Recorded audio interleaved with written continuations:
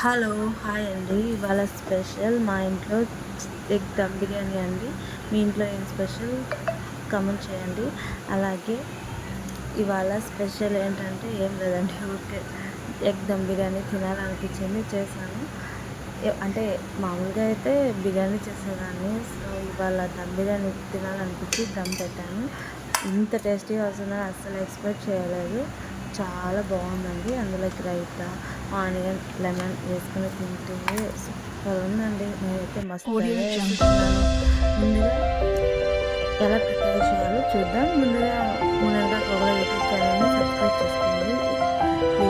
Please subscribe Audio చేసుకోండి. Jungle. ఎలా prepare చేయాలో చూద్దాం. ముందుగా స్టవ్ వెలిగించి అందులో బిర్యానీ కడాయి పెట్టి అందులో కొద్దిగా ఆయిల్, నెయ్యి వేసి బిర్యానీ హోల్ ఇంగ్రీడియంట్స్ అన్నీ వేసి కొద్దిగా సిమ్లో పెట్టి బాగా వేయించుకోవాలండి. ఎందుకంటే హైలో పెడితే మాడిపోతే మొత్తం రైస్ మొత్తం పాడైపోద్ది.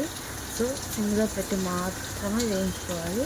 అది వేగాక కొద్దిగా ఆనియన్, కొద్దిగా పచ్చిమిర్చి, 2-3 పచ్చిమిర్చి వేసుకొని వేయించుకొని సన్నగా కట్ చేసుకున్న టమోటా వేసుకొని బాగా వేయించి పెట్టుకోవాలి.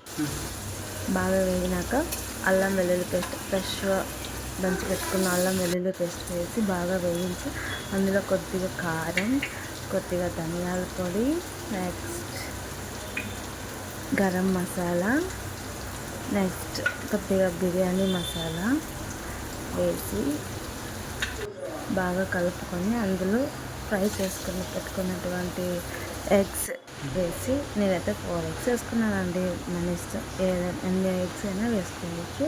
అందులో కొత్తిమీర, పుదీనా వేసి ఫ్రైడ్ ఆనియన్ వేసి బాగా వేయించి పక్కన పెట్టుకోవాలి. నెక్స్ట్ ఇంకా బాగా కలుపుకొని కొద్దిగా సాల్ట్ వేసుకోవాలండి. మర్చిపోయానండి, నేను అందులో కొద్దిగా పెరుగు యాడ్ చేయాలి. కర్డ్ మర్చిపోయాను, యాడ్ చేసుకోండి, ఇంకా టేస్టీగా ఉంటుంది. సో అది ఉడికించి పెట్టుకున్న తర్వాత గ్రేవీ పక్కన తీసి పెట్టుకొని కొద్దిగా గ్రేవీ అందులో ఉంచి నెక్స్ట్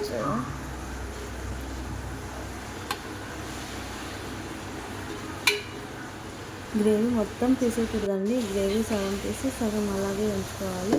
నెక్స్ట్ వేరే స్టవ్ మీద ఎసురు పెట్టి అందులో పచ్చిమిర్చి, కసూరి మేతి, పుదీనా, కొత్తిమీర, బిర్యానీ హాల్ ఇంగ్రీడియంట్స్ అన్నీ వేసి బాగా ఉడికాక ఎలా ఉడకాలంటే జస్ట్ 80-90% మాత్రమే ఉడికించుకోవాలండి. ఎందుకంటే ఎక్కువ ఉడికితే మొత్తం మెత్తగా అయిపోద్ది. అందులో కొద్దిగా వచ్చాక నిమ్మకాయ రసం పిండితే